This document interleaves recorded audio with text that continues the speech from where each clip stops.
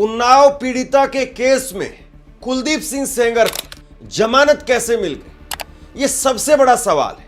और मुझे लगता है कि यह सवाल तकरीबन पूरे देश में है। लेकिन इस सवाल का जवाब अगर कोई दे सकता है तो वही दे सकता है जो कोर्ट के अंदर जो कुछ हुआ था, जिस तरीके से दलीलें दी गई और इस मामले से बिल्कुल बारीकी से जुड़ा रहा, यानी पीड़िता का वकील महमूद पराचा।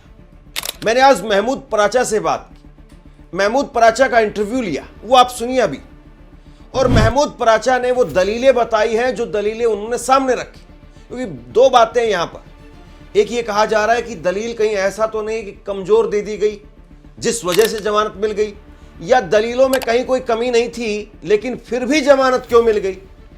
अब जो पीड़िता है उसके कई इंटरव्यू मैंने सुने कई चैनल्स पर। वो पीड़िता ने कहा कि जज की अगर बेटी होती तो भी क्या जज साहब यही बात कहते, जिस तरीके से उन्होंने जमानत दी तो क्या जज साहब फिर उस केस में भी ऐसी जमानत देते। इस केस में जजों ने आखिरकार जमानत क्यों दी। दो जज हैं इस केस के, ये आप अपनी स्क्रीन पर देखिए। ये दो जज साहब हैं जिन्होंने जमानत देने का काम किया है। इनका नाम है जस्टिस सुब्रमण्यम प्रसाद और जस्टिस हरीश वैद्यनाथन शंकर। ये दो जज हैं और इन दो जजों ने दया का पात्र बताया। दया का पात्र किसको? कुलदीप सिंह सेंगर को।